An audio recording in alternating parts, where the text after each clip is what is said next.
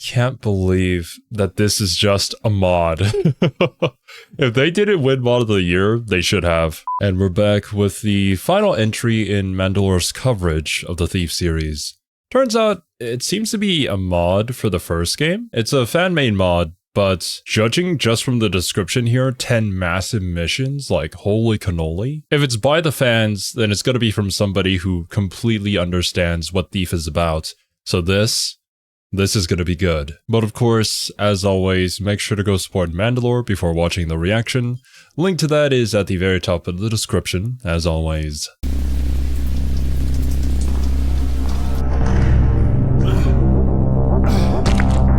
Oh. Oh, it's good to be back. Oh god. We're just taking his body everywhere? Everywhere we go.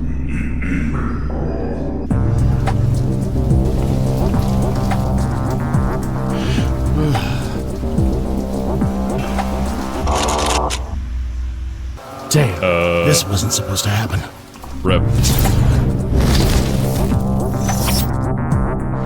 Going back to that weird a few days ago on era. December 1st, Thief the Dark Project had its 25th birthday. And in a yeah, that's right. We also still had the ropes, too. It's unfortunate that they removed it in Deadly Shadows, but at least we got the Orphanage Asylum level. That was awesome. I still get chills thinking back on it. In a complete surprise move, a fan campaign called the Black Parade released. This was in development nearly a decade and brought to you by some of the Thief scene's greatest fan mission creators. Okay, I know it's not likely, and it's really funny that it ended up being this way, but I'm fairly certain this is not a My Chemical Romance reference.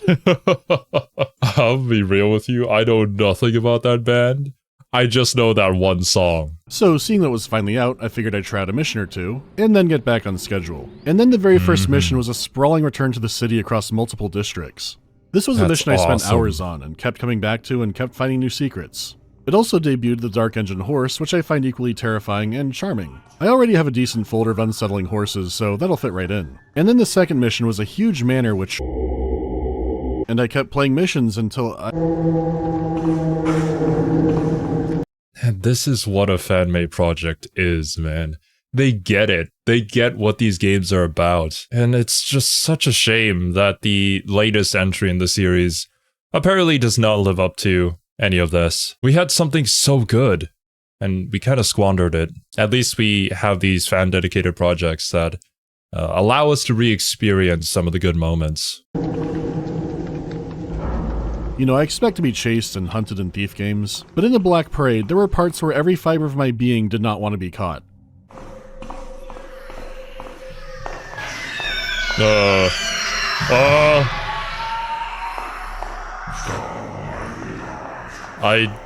should was packed with some great releases for games. This was one of my favorites of the year, and it would feel wrong not to scream into the void about it. So first things first. To get the Black Parade, it's just on ModDB or the Looking Glass forums. On ModDB, you can also click to vote it as Mod of the Year, so I'll just pin that down in the comments. The page also links to a detailed blog which tells you how to install fan missions, which is good, but you can Wild West it and override your copy of Thief Gold with a zip and be just fine. You should install Thief Fix Lite first, which I did cover in the video about the base game. If you load up Thief Gold and get this menu, you're good to go. When you hit New Game, you are fast to stop remembering it's a mod.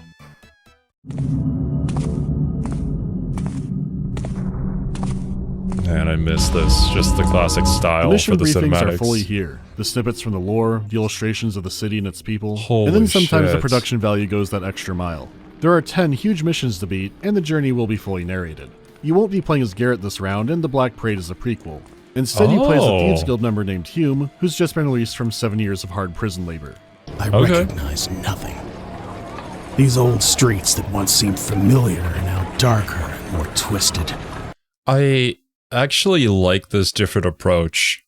We change the character, we make it a prequel so that we can do something more without changing anything that had already happened. Almost like a spin-off that takes a certain aspect of a main series and just enhances that. Like, for example, Shin Megami Tensei and the Persona series being a spin-off of that. There are some pretty clear shared elements between the two, but Persona has its own identity now. And by the looks of it, The city has become even more dangerous than it was before.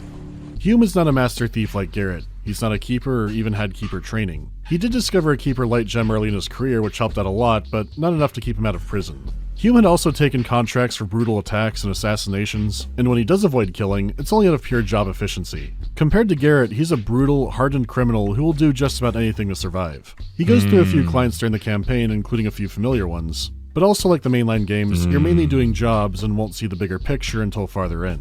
There is a unique twist on this because during the entire game, you're getting insights and information that apply across the entire Thief trilogy. As an example, you can— I mean, we did mention the Keepers, which— was that even a concept of the first Thief game? All I can remember is the conflict between the Woodsy Lord and the Hammerites. But it makes a whole lot more sense now that we have the full scope of the series to tie things in, especially with this prequel, and a different character who wouldn't necessarily ruin the continuity because Garrett wouldn't be privy to any of this. Learn more about the different sects of hammers and understand more how someone like Karis came to be in power. You might not be a keeper, but you can learn about them and their purpose. Learning the reasoning behind their operations actually helps to plug some holes in Thief Deadly Shadows. Again, it's incredible how fast my brain just threw out this was a mod and accepted everything written down here as canon. But when you consider this was a passion project made by Thief superfans over 7 years, then yeah, it makes perfect sense.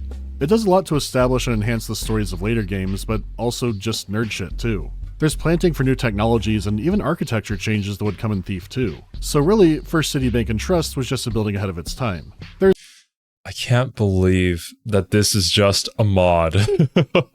If they didn't win Mod of the Year, they should have. Also going back and expanding upon the bits and pieces of lore that were a bit of a plot hole in the future games is like, chef's kiss. What we're looking at here is peak cinema. There's the paperwork to prove it. And don't get me wrong, this fanservice-y kind of stuff isn't the focus of the story, but if you accept it into your heart, it adds something to the later games, and especially Deadly Shadows.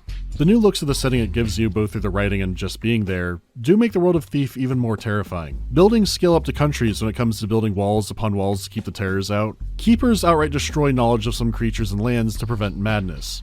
And don't you worry, you'll get plenty firsthand. Oh, God, Where what? Thief 2 took a more— Yeah, no, I don't want to be in the same room as that thing. What the heck was that? Oh, God. No. Then the sounds that it's making, too. Man, literally got shivers. Or maybe I'm just a wuss. Maybe I jump too easily. But that can't really be the case. Whenever I was playing FNAF, none of it was scary to me. Like, it didn't really impress me at all. And of course, to each their own. I'm not saying that they're bad games, they just weren't for me and didn't really do anything for me. The Thief games, though, they've hit a certain nerve. Maybe they just appealed to that side of me. But for the person watching this video who's thinking of commenting, then why don't you play all the Thief games? I do want to add that I have so many suggestions that my backlog is approximately 3 years. We're going to have a lot of content on the channel for a very long time. So while I may not be able to experience this for myself, at the very least we get to see it here in these videos.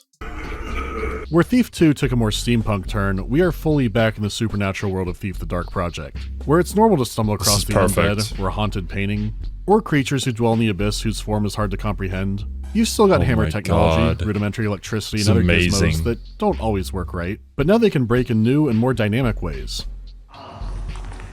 Oh. Okay. Holy shit, I lucked out. There are a few new mechanics, not a whole lot, and some are alterations of Thief 2's. You have disruptor grenades that can temporarily shut down cameras and other electronics, smoke bombs for driving off little creatures or making an escape, invisibility potions but nerfed to not be a pure get out of jail free card like Thief 2, and strength potions for carrying more faster and hitting harder. I guess you can also slide banners across instead of cutting them down with a sword to peek behind them. The point is you don't have much in the way of new toys, but Thief doesn't need them. They gave you such a tight and focused toolset that there's not a whole lot you could add without breaking the formula. What they have added is lots and lots of new challenges to overcome. There's a monster menagerie of new creatures and undead, and many will only appear one time. Human guards could be fully armored and immune to conventional weapons. That's so freaking awesome, man. The fact that they made a particular monster that only appears one time, it's usually not something a game studio would really want to do, because it's an investment of time and money into something that, if it's not a boss, it might not be worthwhile. But since this is a fan project, we can pour as much time and effort as we need. Just seeing the small variety that we've been shown in these small clips here and there makes me really want to know what they are, where they come from, and how they fit into this world. Or use crossbows, halberds, all sorts of new stuff. On top of all the weapons and equipment they have new behaviors as well. Like some NPCs will relight torches or clean moss off the floor. What worked before can usually still work, but they'll throw a wrench into your plans just enough to keep you on your toes more. And there's no better example than the missions and maps themselves. The scale the Black Parade operates on is gigantic. If this mod had a tagline, it should be, "It keeps going," because you'll find yourself saying that a lot playing these missions. But what kicks ass is the design isn't convoluted or tedious for no reason. There were missions I hoped just went on forever, and it's because the pacing is so incredible and just refined and improved from Thief proper. Everyone has caveats with the trilogy where, oh, this felt stale or this was clearly rushed. These are levels you spend hours in, and when you think you found your new favorite mission, you suddenly get a new one. And there have been great fan missions before, or campaigns like Thief 2X, but in comparison, the levels here have been slow cooking for years, and the results speak for themselves. To give a pacing example, you have the Bone Horde in Thief. Your insertion point is a tiny little crypt area, and you move on from there. The Black Parade's first tomb has a city district above it. All the locals are fully voice acted, and they added lots of new animations for little interactions. You can take a good amount of time to explore the surface before descending down. It's a density that would make computers at the time explode, but you can do it now. So you get to go through a quiet urban area before finding the tomb, and the tomb will keep going, and going, and going. But it's not static or repetitive, you keep cracking open new areas that are unique. You're getting new challenges like avoiding the light or avoiding an unspeakable monster. And I wouldn't reduce it down to just... I don't blame you for jumping into the flame. I would too if that thing was chasing me. It's a good thing to keep in mind, however, that all of this was made during the era of modern technology. So we were able to do so much more, even though maybe the developers back at the time had this vision for the game, but were limited by their technology. But wouldn't it be so perfect though, if we could get these modders plus the original devs to work on a new Thief game? One that actually doesn't suck? I know that's not gonna happen, but we can dream. This is the Bone Horde 2.0. Because there's such a greater variety of challenges and the level design is so much denser. The tomb's area can open up and then collapse back in, you crawl through a tunnel for a while and end up in somewhere completely different. The missions keep going, but they keep rewarding you for it too. And having the extended areas before the main event adds a lot to the tension. One mission has you trying to find the tomb's entrance in a forest at night. And there are a lot of signs that this forest is probably going to send you to the ICU. So you're already feeling on edge, uncertain, and lost, and then the entrance is a big hole in the ground that just has nothing in it. You're in the abyss, and it handles elemental challenges way better than Mage Towers could ever dream of. And no matter how awful it gets, in the back of your mind you're still thinking, I have to go through that forest again. And when you do, there's nothing like it. Having so much room to maneuver before the missions really changed. I thought something was just gonna jump out from behind the trees. The lighting and atmosphere and music and sound, it's just so perfect in these games. I guess I just haven't played enough of them, but I can't recall a single game that has made me feel more on edge than this one has. Probably the closest was Soma, but I don't know.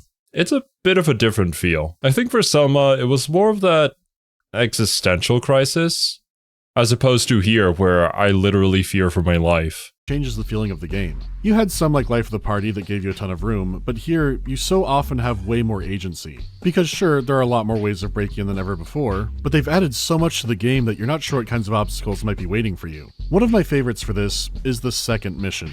This is a walk through the city and then break into the Rich Manor mission, which Thief has had plenty of before. It's by the Agrippa meat market, and we'll hear more from Agrippa soon. In the case of the Haleford Manor, it dominates the whole neighborhood. Plenty of guards patrol the streets, and the sewers, which it has plenty of control over. Your map is pretty amazingly detailed for this one too. There's a detailed map of the basement, the first floor, and the second floor. There are notes for sewer entrances, and only the second floor is kind of vague and only in a few rooms. You can try your hand exploring around town since there are plenty of sewer connections. It's just finding the right one that's less guarded, or try your hand at the roof, or break in from the front when a local starts drinking from the Lord's fountain. Hey, you over there! Halt!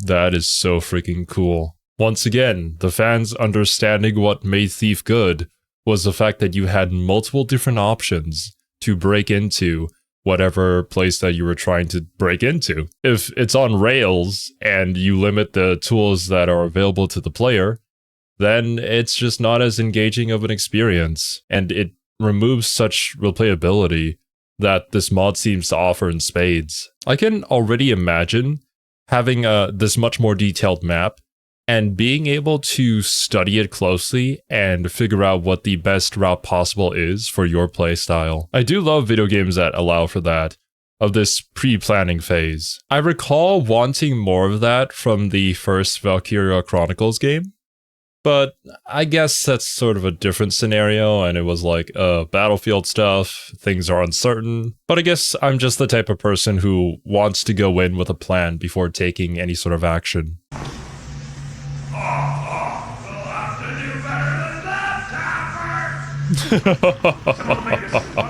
The basement has plenty of guards and a music class ongoing, but the first floor is extremely ornate and filled with artwork. There are fashion mannequins, a bar and lounge area. It's actually a more vibrant estate than most others, with plenty of guards and servants working around. The map wasn't a trick either, it's incredibly reliable and accurate. It's when you enter those few unknown rooms that things begin to change. The Lord is an eccentric with ties to pagans, and he displays all of this very openly. I mean, from his very front door, he's not hiding the influence. But it does make the shift in architecture easier to creep up on you. As you get deeper into the house, you go below the basement. You go below the sewer. And the house keeps extending downward, the architecture getting more bizarre, and traps appearing here and there. So the obvious thing to think is, oh, this is the sword again. The treasure even floats around in the air like the sword. The thing is, the sword is fairly quick in letting you know it'll be weird, and in context, you eventually learn why parts of this place are so reality-breaking. Constantine's manor was a death trap honeypot. This is something practical to somebody. There are parts that have obvious uses, but these get more eldritch and disturbing the farther in you go. Why is the bottom opening into a misty black abyss? In Thief, it's a huge turning point and sets up everything. Here, it's Mission 2. We've gone through pagan magic before, and that might not be all that's being invoked here. I'm positive there are secrets I still haven't found here, but that could just be because the atmosphere is so hostile and oppressive that it makes me want to believe that. Hume's story will have him dealing with a new kind of supernatural force, but they trickle these to you throughout the entire game. What is the Black Parade? Is there a young boy in the basement? One of those questions will be answered. Thief has had missions It doesn't look like we're gonna be getting into the story of this particular mod.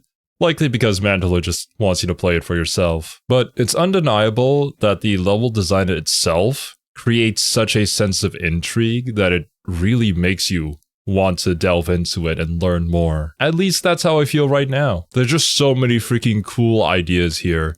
Cool ideas that we already saw in the original game, but just expanded upon, and dare I say perfected. Disliked or outright hated, but this is nothing but home runs. The only weakness I can think of is that it is so deep-end, a newcomer to the series will absolutely drown. The creators assume you've played one of the first two games, if not both, which you really should if you haven't already. This can have some of the same old Thief bugs or AI breaking down, but it is a monument in making gigantic, well-paced, intricate, and engaging levels. Not just the Thief scale either, I mean, this is some of the best stuff in games, period. It might have come out too late to make ModDB. That is some really high praise from Mandalore. I can't imagine being the person who worked on this mod and hearing this from him. B's mod of 2023? Maybe. But somehow, 25 years after the first game and, I think Thief hit its high point. It engages you, it's... Wait, what was that? After the first game and, Oh. Is this the main menu for the 2014 game? Looks like it. And then we cut to this poor drunk guy just passed out in a garden. What a bad memory. It was all just a nightmare, don't worry about it. I think Thief hit its high point. It engages you, it's tense, it's scary, it's silly. I cannot stop playing it, and it's free. Yes. It's this strange mix of such horror, but then you'd have these moments of alleviation with the NPCs just being silly billies. You gotta have that. You can't just be gloom and doom all the time, right? People are still living here and they're trying to do their best.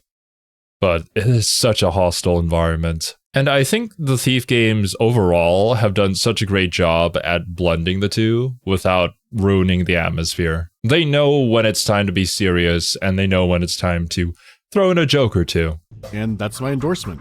I have sleep to catch up on, so I'll get back on schedule.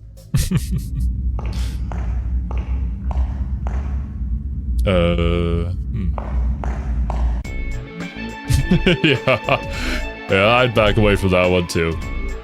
Any plans for Rogue Trader coverage? I would think not for at least a year. And that has nothing to do with the game itself. Most RPGs like that, I usually just hold off a year. Because they're such big games, they have bugs, they have performance issues, there's just stuff all over with them. I broke my rule for that with Baldur's Gate 3, and I started paying for that in Act 3 when it was really bugging down, but that's better now, but again, I just try to wait for those games if I can. Do I miss a Baldur's Gate 3 playthrough with the peeps will be coming once we finish our D&D campaign. And as for Rogue Trader, that is most certainly on the list. I will likely have to put that in the flex spot, where Shin Megami Tensei 5 Vengeance currently is. So once I finish that game, I'll see if I'll start up Rogue Trader or not. Mandalore has experience with the other Owlcat games, so it does seem like a good plan to wait until things get patched out, because I do recall you guys telling me during our live streams that Rogue Trader was still pretty buggy. I'm sure it's in a much better state now as opposed to when it was released, but I'm probably only going to be able to play through it one time, so I do want to make sure that it's in its most complete form at that point. diegetic interfaces? Yeah, definitely, but there's still a good middle ground to find. In general, games have been going for minimalism a lot more, which I'm not sure is a purely artistic decision or an efficiency one. I'd like it to be readable and usable, but it doesn't have to be boring. But when you're making a game, that first part is the more important one. User interfaces are so easy to fuck up. We have seen so many different games just have such bad UI. I don't think I need to mention Atlas and their work on the Persona series with how fantastic the UI is.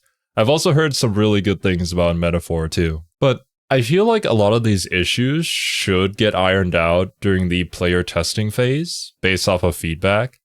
Because games like Fire Emblem Three Houses as well as Fire Emblem Engage have pretty bad UI.